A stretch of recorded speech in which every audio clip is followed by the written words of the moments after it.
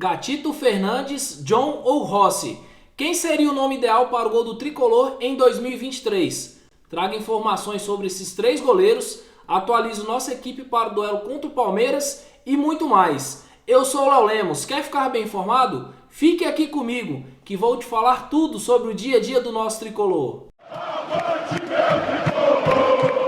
Olha só, hein? Antes de mais nada, já vai se inscrevendo aí. Ative essas notificações para poder dar aquela fortalecida em nosso canal. Bom, começando aqui, infelizmente não deu para o nosso basquete. A equipe comandada por Bruno Mortari foi até Franca, lá no ginásio do Pedrocão, e enfrentou os donos da casa e sofreu uma dura derrota, por 98-66. Assim ficamos com o vice-campeonato paulista. Agora as atenções da equipe do Morumbi voltam para a estreia do NBB, na segunda-feira, dia 17, contra o Rio Claro. Quem também sofreu uma derrota nesta quinta-feira foi o nosso Sub-20. A equipe comandada pelo técnico Alex perdeu a partida de volta para a Ponte Preta por 1-0. Mas como a gente tinha conseguido um grande resultado na primeira partida, por 3-0, a gente conseguiu a classificação. Estamos classificados para as semifinais para enfrentar a equipe do Corinthians. Lembrando aqui que estamos nas semifinais do Sub-15, Sub-17 e agora do Sub-20 do Campeonato Paulista. Agora, mudando de assunto, quero falar sobre os profissionais. A equipe comandada por Rogério Ceni teve mais um treino nesta quinta-feira. E a ausência, mais uma vez, ficou por conta do zagueiro Diego Costa. Ele novamente não treinou e com certeza não terá condições de jogo para enfrentar o Palmeiras no final de semana. O possível substituto do nosso capitão será o venezuelano Ferrarese. Ele deve formar a dupla de zaga com o experiente Miranda. Ao meu ver, é uma boa zaga, já jogaram algumas partidas juntos e eu acho que não tem muita diferença entre Léo e Diego Costa para Miranda e Ferrarese. Devem fazer uma boa partida contra o Palmeiras. Quem também não joga é o lateral direito Rafinha, que está suspenso.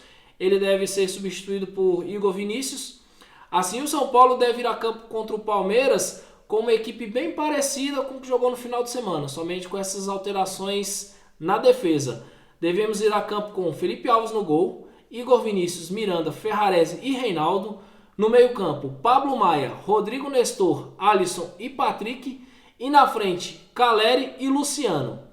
Falando no Luciano, o atacante que é o vice-artilheiro de nossa equipe na temporada com 18 gols, ele está em busca de mais 7 para ter sua temporada mais artilheira da sua carreira, que foi em 2020, já com a camisa do São Paulo, quando marcou 24 gols. Inclusive, ele foi artilheiro do Campeonato Brasileiro, daquela edição, com 18 gols. Então aí tem mais 8 partidas para que ele consiga 7 gols. É um feito que o Luciano já conseguiu nessa temporada. Inclusive naquela época em que ele estava na reserva, que aí justamente naquela retomada dele que ele conseguiu fazer 7 gols em 8 partidas. Vamos torcer para que o nosso artilheiro consiga esses gols, assim ajudando demais a nossa equipe na busca da vaga na Libertadores. Então, como vocês podem ver, essa partida de domingo ela é muito importante, principalmente para a gente ver como que a equipe vai se portar dentro de campo. Eu espero que o Rogério consiga organizar o nosso meio-campo, que foi totalmente inoperante contra o Botafogo, e que a gente consiga competir. A gente vai ter que competir com os caras lá. Porque se entrar mole igual a gente entrou com aquela partida contra o Del Valle e entrar mal tecnicamente como entrou contra o Botafogo, a gente não vai conseguir sair com nenhum ponto lá do Aliança. O São Paulo tem 40 pontos e está a 5 pontos do oitavo colocado, que é o América. Nosso rival direto pelaquela vaga ali no G8, que dará direito a disputar a pré-Libertadores do ano que vem. Agora quero falar com vocês aqui sobre quem será o goleiro do São Paulo para 2023. A gente vai continuar com o Jandrei, Felipe Alves, ou o São Paulo vai ao mercado trazer um goleiro? E essa semana, um nome que tomou muita força nos bastidores do São Paulo foi o do paraguaio Gatito Fernandes, que atualmente defende o Botafogo. O fato é que o São Paulo realmente precisa de um goleiro. A gente não pode continuar simplesmente apostando em goleiros para a nossa meta. A gente vai ter que ir ao mercado e buscar realmente um goleiro que chega e tome conta da posição. É só você ver aí os times que estão nas finais da Copa do Brasil, os times que estão nas finais da Libertadores, o Palmeiras, que é praticamente o campeão brasileiro. Qual que é o ponto comum entre essas equipes? O que eles têm em comum?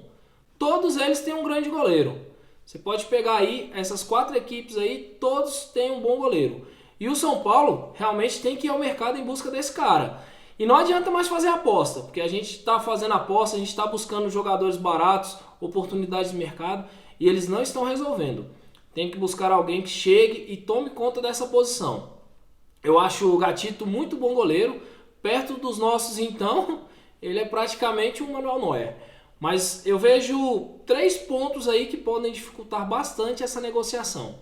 O primeiro é que mesmo em fim de contrato, porque o Paraguai só tem contrato até o final desse ano com o Botafogo, a equipe lá do Rio ela tem condições financeiras e muito melhores do que as nossas. Então, será se realmente eles vão liberar o goleiro deles lá, o goleiro titular deles, sem tentar fazer pelo menos uma proposta de renovação?